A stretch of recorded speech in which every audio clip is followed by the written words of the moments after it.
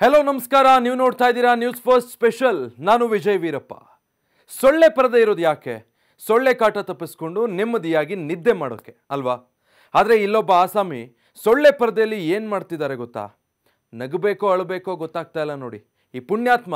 ಸೊಳ್ಳೆ ಪರದೆ ತಗೊಂಡು ಚಿರತೆ ಹಿಡಿಯೋದಕ್ಕೆ ಹೋಗಿದ್ದಾನೆ ಕೆಲವು ಬಾರಿ ಈ ರಾಜಕೀಯ ನಾಯಕರು ಮಾಡೋ ಕೆಲಸ ಎಷ್ಟು ಅಸಂಬದ್ಧ ಅನ್ಸುತ್ತೆ ಅನ್ನೋದಕ್ಕೆ ಇದೊಂದು ಸಖತ್ ಉದಾಹರಣೆ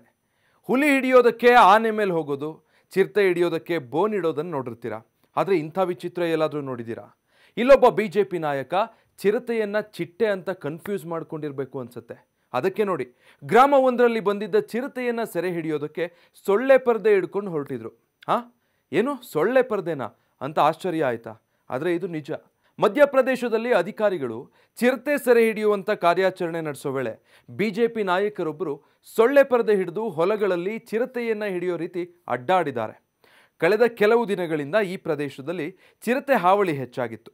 ಹೀಗಾಗಿ ಈ ಬಗ್ಗೆ ಬೇಸರ ವ್ಯಕ್ತಪಡಿಸಿದ ಮಾಜಿ ಶಾಸಕ ಶ್ಯಾಮಲಾಲ್ ದ್ವಿವೇದಿ ತಾವೇ ಸ್ವತಃ ಸೊಳ್ಳೆ ಪರದೆ ತಗೊಂಡು ಕೆಲವು ಜನರ ತಂಡ ಕಟ್ಟಿಕೊಂಡು ನಿರಾಯುಧವಾಗಿ ಚಿರತೆಯನ್ನು ಹಿಡಿಯೋದಕ್ಕೆ ಹೊಲಗಳಲ್ಲಿ ಹುಡುಕಾಡಿದ್ದಾರೆ ಈ ರೀತಿ ದ್ವಿವೇದಿ ಮತ್ತು ಜನರ ಗುಂಪು ಸೊಳ್ಳೆ ಪರದೆಯನ್ನು ಹಿಡ್ಕೊಂಡು ಚಿರತೆ ಕಾಣಿಸ್ಕೊಂಡ ಹೊಲಗಳ ಕಡೆಗೆ ನಡೆದು ಚಿರತೆಗಾಗಿ ಹುಡುಕಾಟ ನಡೆಸ್ತಾ ಇರೋ ವಿಡಿಯೋ ವೈರಲ್ ಆಗಿದೆ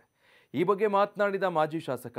ಜನರ ನೈತಿಕ ಸ್ಥೈರ್ಯ ಹೆಚ್ಚಿಸೋದಕ್ಕೆ ನಾನು ಇಲ್ಲಿಗೆ ಬಂದಿದ್ದೀನಿ ಚಿರತೆ ದಾಳಿ ಕುರಿತು ಜಿಲ್ಲಾಧಿಕಾರಿ ಹಾಗೂ ಉನ್ನತ ಪೊಲೀಸ್ ಅಧಿಕಾರಿಗಳೊಂದಿಗೆ ಮಾತಾಡಿದ್ದೀನಿ ಇನ್ಮುಂದೆ ಇಂಥ ಘಟನೆಗಳು ಮರುಕಳಿಸದ ಹಾಗೆ ಜಿಲ್ಲಾಡಳಿತದ ಮೇಲೆ ಒತ್ತಡ ಹೇರುವಂತೆ ಒತ್ತಾಯಿಸ್ತೀನಿ ಅಂತ ಹೇಳಿದ್ದಾರೆ